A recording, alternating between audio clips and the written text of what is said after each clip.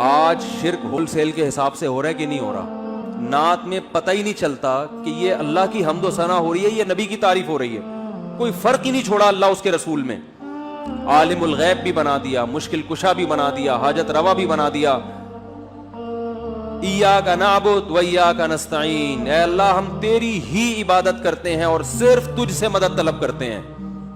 یا ایھا الناس، اے لوگو، انتم الفقراء الی اللہ، تم سب کے سب فرشتے، پیغمبر، کیا مسلم کیا غیر مسلم، سب کے سب محتاج ہو اللہ کے در کے. کہتے ہیں اللہ اور بندہ کا فاصلہ بہت ہے، تو مانگنے کے لیے درمیان میں کیا ہونا چاہیے؟ واسطہ. یہ دلیل کہاں سے نکالی آپ نے؟ ایک صاحب بیان کر رہے تھے کہ جیسے آگ اور پانی میں ڈیفرنٹ بہت ہے، تو جب پانی سے آگ کو گرم کرنا ہوتا ہے تو درمیان میں دیگچی کا واسطہ ہوتا ہے. تو ہمیں اللہ تک پہنچنے کے لیے، یعنی اپنی پکار اللہ تک پہنچانے کے لیے کس کا واسطہ چاہیے؟ نبی کا. پہلے نبی سے مانگیں گے، پھر نبی وہاں پہنچائیں گے. یہ لاجک کہاں سے نکالی آپ نے؟ قرآن تو کہہ رہا ہے نحن اقرب الیہ من حبل الورید. نبی واسطہ ہیں اس طور پر کہ بندے کو اللہ سے ملا دیتے ہیں. دیکھو آپ کسی کو تلاش کر رہے تھے، نہیں ملا، کوئی شخص آپ پر احسان کر کے آپ کو ڈائریکٹ کر دیتا ہے کہ بھئی یہ ہے، ان سے ملنا ہے آپ نے، یہ میں ڈائریکٹ کر دیا. تو یہ واسطہ ہے، مگر یہ واسطہ دونوں کو آپس میں ڈائریکٹ کرنے کے لیے کہ تاکہ اب ان دونوں کے درمیان کوئی واسطہ نہ رہے. لوگ اللہ کو بھول چکے تھے، اللہ کی معرفت نہیں تھی، اللہ کو جانتے نہیں تھے. آپ صلی اللہ علیہ وسلم واسطہ بنے اور امت کو اللہ سے جوڑ دیا اور بتا دیا کہ ڈائریکٹ کس سے مانگنا ہے؟ اللہ سے. تو واسطہ اس معنی میں ہے کہ اللہ سے ملانے کا واسطہ ہے. جب ملا دیا تو پھر اگر آپ کہتے ہیں درمیان میں بھی واسطہ چاہیے تو پھر نبی کا جو مشن تھا وہ معاذ اللہ وہ غلط ہو جائے گا. مشن تو تھا ہی ملانا. قرآن کی آیت ہے وَأَنَّ الْمَسَاجِدَ لِلَّهِ فَلَا تَدْعُوا مَعَ اللَّهِ أَحَدًا. سجدہ گاہیں یعنی مسجدیں صرف اللہ کی ہیں، اللہ کے ساتھ کسی کو مسجدوں میں مت پکارو. اور مسجدوں ہی میں لکھا ہوتا ہے پکار کے ساتھ اللہ کے ساتھ اللہ کے علاوہ کا نام. کسی نے کچھ لکھا، کسی نے یا علی مدد لکھا، کسی نے یا رسول اللہ مدد لکھا، مختلف. اور آیت درمیان میں لکھی ہوتی ہے کہ مسجدیں اللہ کے لیے، اللہ کے ساتھ کسی کو مت پکارو. یہ کیا ہو رہا ہے بھائی؟ سعودی عرب کی کسی مسجد میں دیکھا آپ نے اس طرح کے نعرے؟ عرب کنٹریز میں دیکھا؟ ملیشیا میں دیکھا؟ کہیں بھی دنیا میں نہیں ہے.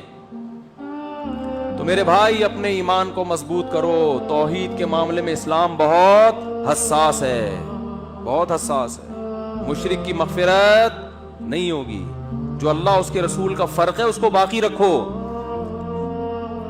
عیسائیوں کی طرح غلو مت کرو کہ انہوں نے عیسیٰ علیہ السلام کو اللہ کا بیٹا بنا دیا. آپ ابھی تک کسی بحث میں الجھے ہوئے کہ نور تھے، بشر تھے. بھائی آپ صلی اللہ علیہ وسلم بشر تھے، انسان تھے، ہدایت کا نور تھے، انسان تھے. آپ کے والد عبداللہ، آپ کی والدہ آمنہ، آپ کی اولاد سید آج تک ہیں. یہ سارے انسان ہیں یا نہیں ہیں؟ آدم علیہ السلام کو اللہ نے مٹی سے بنایا اور آدم علیہ السلام کی اولاد میں کس کو پیدا کیا؟ محمد صلی اللہ علیہ وسلم کو. تو سارے مٹی انسان ہیں. ہاں ہدایت کا نور ہے. قرآن بھی ہدایت کا نور، علماء بھی ہدایت کے چراغ، نبی بھی ہدایت کا نور ہیں. ہدایت کے لحاظ سے آپ روشنی ہیں، قرآن بھی ہے، علماء بھی ہیں. لیکن آپ ماہیت کے لحاظ سے، حقیقت کے لحاظ سے بشر ہیں، انسان ہیں. تمام وہ لوازمات جو انسانوں کے ساتھ ہوتے ہیں آپ کے ساتھ بھی تھے. آپ کو بھوک لگتی تھی، آپ کھانا کھاتے تھے. آپ کو نکاح کی ضرورت محسوس ہوئی، آپ نے نکاح کیا. آپ کو اللہ نے اولاد دی اس سے. آپ بیمار ہوتے تھے، علاج کرتے تھے. مشرکین کہتے تھے کہ مالی حاضر رسول یاکل الطعام ویمشی فی الاسواق. یہ کیسا پیغمبر ہے جو کھانا بھی کھاتا ہے اور بازاروں میں خریداری بھی کرتا ہے. سمجھ رہے ہیں نا؟ اور اس رسول پر اس وقت تک ایمان نہیں لائیں گے جب تک یہ انگلی سے اشارہ کرے اور چشمے جاری ہو جائیں.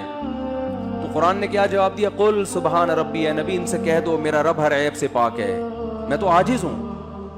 ہل کنت الا بشر رسولا. میں نے کب دعویٰ کیا میں یہ سب کچھ کر سکتا ہوں؟ میں تو ایک بشر ہوں، انسان ہوں، پیغمبر ہوں. میرا یہ دعویٰ ہی نہیں ہے. پھر آپ کہہ سکتے پھر چاند کے 2 ٹکڑے کیوں کیے؟ وہ اللہ نے کیے، وہ نبی نے نہیں کیے. بعض دفعہ اللہ اپنی نشانی دکھاتا ہے اپنے بندوں کے ہاتھ پہ. تو اللہ نے کہا ہے محمد صلی اللہ علیہ وسلم آپ اشارہ کرو میں توڑ دوں گا تاکہ ان کو یقین آ جائے. اختیارات نہیں دیے نہ چاند کو ٹکڑے کرنے کے، نہ زمین سے چشمے جاری کرنے کے.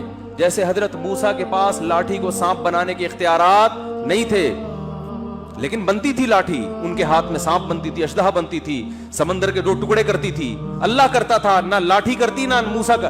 اگر موسیٰ کو، حضرت موسیٰ علیہ السلام کو یہ اختیار ہوتا کہ وہ لاٹھی سے سمندر کے 2 حصے کر دیں تو پھر حضرت موسیٰ سمندر اور دریا کے کنارے کھڑے ہو کر پریشان نہ ہوتے اور بنی اسرائیل پریشان نہ ہوتے.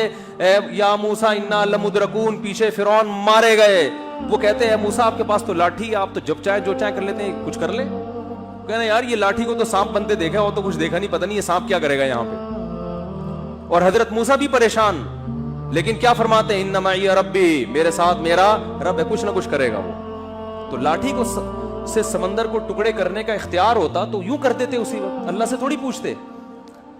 اللہ نے فرمایا اے موسیٰ اس دریا پہ اس لاٹھی کو مار، بس پھر دیکھ کیا ہوتا ہے.